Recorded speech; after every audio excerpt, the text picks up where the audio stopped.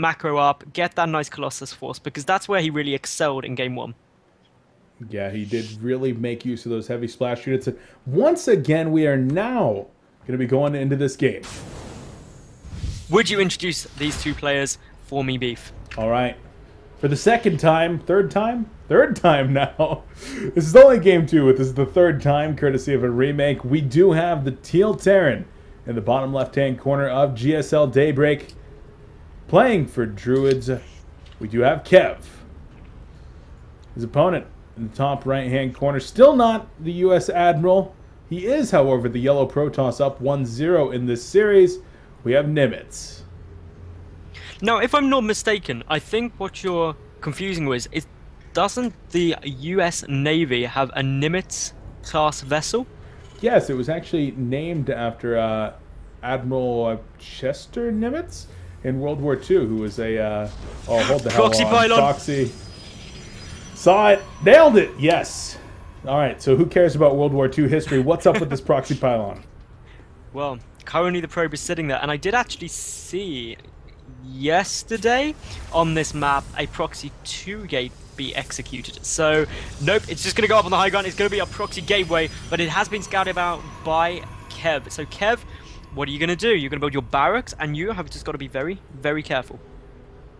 He is indeed going to be very, very careful. The probe made absolutely no attempt to hide that whatsoever. He just kind of hung out there and then said, hey, there's a gateway coming here. And so the proper positioning right here with the barracks already accomplished. Great job from DruidzKev. And this is what I love, is taking a risk in game number 2 here. If it works, it works. If not, you've always got game 3. The trouble is of course that actually Kev has scouted this and knows precisely what's coming. It's only a single gateway though, so it's not a massive all-in. If there was a double gate, then it's kind of like, if this doesn't work, I've lost this game. But with only one, assuming the Nimitz does a decent amount of damage, but does outright kill Kev, then he's not completely out of it. It just depends how he follows it up, really. And you know what I like about this back home is that he's actually already got the cybernetics core down.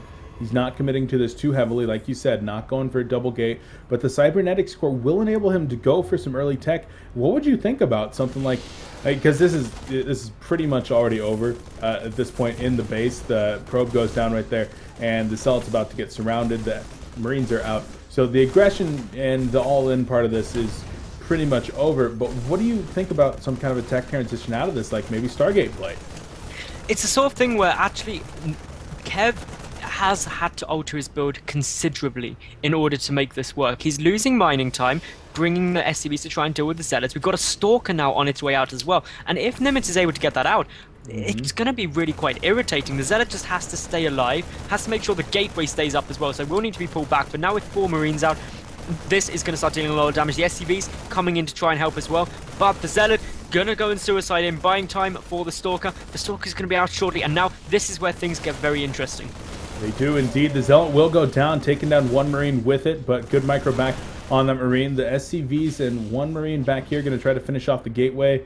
Nothing additionally being produced right now, and the Stalker actually on the low ground getting himself into a really nifty position right there, where he's going to be able to try to defend this gateway, but without taking too much damage, and ends up that the gateway is just going to go down. Back at home for Nimitz, he's started producing another gateway. Looks like he's banking up for an expansion.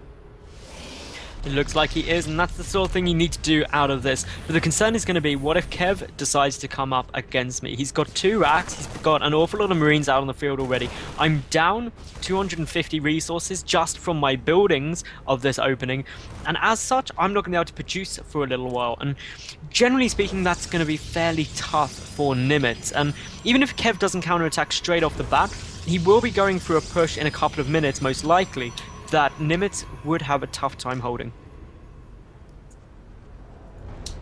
Will indeed, and of course right now going to be moving out across the map. Well, turns around, says, okay, my Marines are a little bit too low, sections off a group of relatively high life Marines, and now going to be trying to bring down the Stalker, but the Stalker going to make good use of the fog right here, and this one Stalker actually should be able to easily deal with that group of 4 Marines before they make their way entirely across the map. Yeah, the Marines are just going to go and sit at the watchtower for the moment, but this transition out, getting out Stim, getting out the third barracks and the command center is great for Kev. And I actually think that Kev, as long as he plays solid now, he should take this game. Nimitz is expanding. He's going to have to take quite a few risks in order to stay in this. And so Nimitz, like you said, having to take risks when you're behind, you do. But playing the safe build right here, going to Robo Facility, probably going to look to get his Observer up pretty damn quick. Now, on the other side, though, DruidzKev, just playing his standard build, just finds himself a little bit ahead. So what kind of risks can Nimitz take here? What Nimitz needs to do is he either has to take economical risks to try and get ahead, but I don't think he really needs to do that because he's got his natural up at the same time and he is still ahead in probes. What he needs to do, though, is either take a tech risk or limit his tech in order to try and get out more units. And most likely, I foresee him going for some kind of tech risk. Either a very, very quick robotics bay in order to start Colossus production super fast, or he's just going to have to get a lot of units out quite quickly. Well, the reason being is because obviously Kev has got out a lot of barracks already. He's got Stim coming out. There's going to be the opportunity for a nice little Stim +1 timing, which Nimitz should be expecting off the back of this. And if he doesn't prepare for it with something to deal with the splash damage, then he's just not going to have too much fun. But he's getting up the Twilight Council, actually, so that is very interesting. Yeah, going with the Twilight Council and the 4 gases. That's what I was humming about right there. Double Twilight, though, and it gets scanned. Oh, no. You try... Oh, okay, hold on. That's not double Twilight. What am I talking about? That's a Forge. It's a Forge and a Twilight. I thought I clicked on each of them once. But here we go. Okay, so this is what I'd like to see out of this. I'd like to see the Templar transition. But Blink is actually going to be upgraded. And what upgrade is he going to go for here? Not starting one just yet. I'd like to see the Templar, though. I mean, if there's one thing that can cost efficiently engage with a gateway, or excuse me, a barracks-based army, it's High Templar with Storms. It is, but he's going for the robotics base, so I was expecting to see that robotics base, as I said, but the Blink as well, that's weird. A big risk. Like, basically Nimitz is cutting his production of units so heavily right now. He has got so few units on the field at the moment in exchange for trying to tech really fast. Getting Blink and the Colossi out is just such a huge investment, but Kev isn't really doing anything. He's got +1 complete and Stim complete, but isn't moving across the map. It's not the same timing push he went for in game 1. And that little bit of delay means the Colossus should be out before this push hits. And then actually, Nimitz is in an okay position as long as he micros his heart out. Yeah, it's going to come down to a lot of these sentries, and they do have a ton of force fields banked up. What is that, about 9 force fields on these? Maybe even more than that. I believe so. It'll probably be just more than that once the push actually comes, just through the energy regeneration. Indeed, and so Gateway's going to be coming down right now as our Protoss player Nimitz looks to defend his base. The medevac's going to come out and try to heal up all these Marines and Marauders that might have taken some damage earlier in the game, as one stimmed up Marine checks the third and looking to hold right here on the ramp. Beautiful force fields come down, segmenting off a couple of Marines, but here comes the load up. Double drop going into the main base, and this may catch Nimitz off guard. He's got nothing to scout it coming, and as such, this could potentially do an awful lot of damage. Meanwhile, we've got the factory coming up towards the natural base, and Beef, this is really going to be a shock to Nimitz. It is. The multi-pronged aggression right here is going to be extremely hard for him to deal with. The Nimitz taking a lot of damage right here. Blink Stalker's going to come on up, but this leaves his front door open. And here comes the big stim into the mineral line. Probe's going to have to be pulled, but losing so many of them as in the main base. Both the medevacs go down. The Marines going to be sacrificing their lives, but will be able to take out +1 before they go down. But the natural nexus going to go down, and Nimitz in a world of hurt.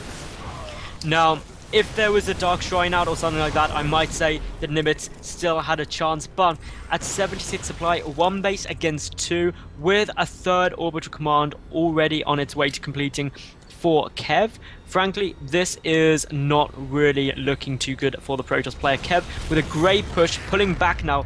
As long as he can hold off against this counter-aggression, he is going to be A-okay.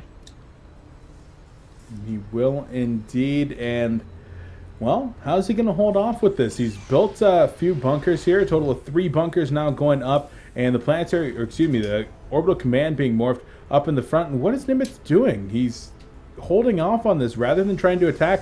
Looks like he's not going all in, just going to try to circumvent and try to flank this army, but I don't know. Well, It's it's pulling back. He's going to try and get his natural up, but that single Colossus that has come out now should be able to deal with this just due to how overstimmed these units for Kev have been. But pulling back all of his army, Nimitz is just giving Kev all the time in the world to get up a very, very strong defense, and I don't think he's actually going to be able to punch through that natural door now. I would completely agree with you. It's looking pretty damn impossible with 4 Vikings up flying in the air and a very strong force on the ground. It's going to be extremely difficult.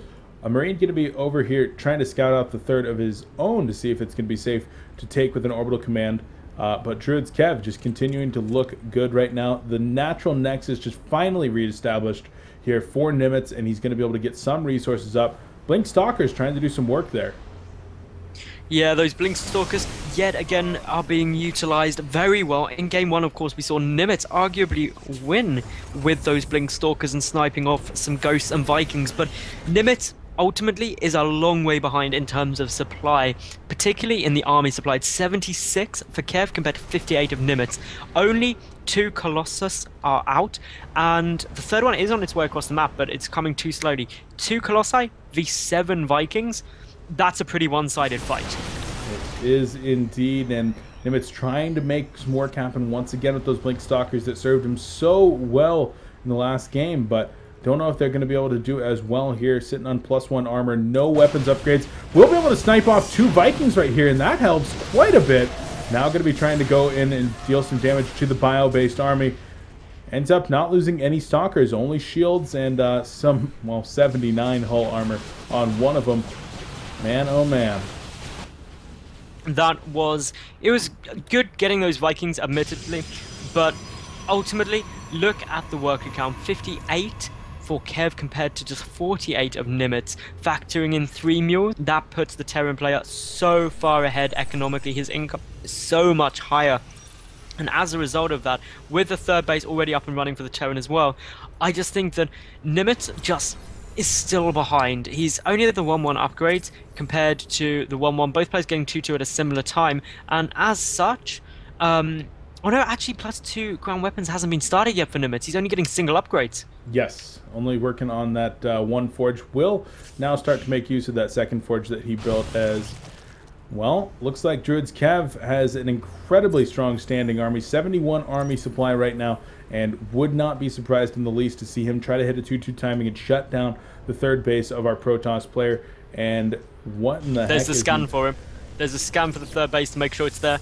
And this is the problem, ultimately, that Kev, if he shuts that down, I think it will likely be GG, because Nimitz is already economically and tech and upgrades behind. And considering he hasn't made the transition into High Templar yet, and we see the Ghosts are already hitting the field, Kev is just in a great spot. Kev looking like he wants to sit around the middle of the map, and now, about 20 seconds out from 2-2, he's going to start to gather all of his units up. Currently 11 Vikings in the sky, so those Colossi are just going to get massacred. Blink Stalker's going to come in and try to pick something off, and you know what? Every little bit helps right here. Going to be able to pick the factory off as well, so always a little bit of a nuisance to lose your eye in the sky, as well as having to reproduce one to get any additional armories down or starports.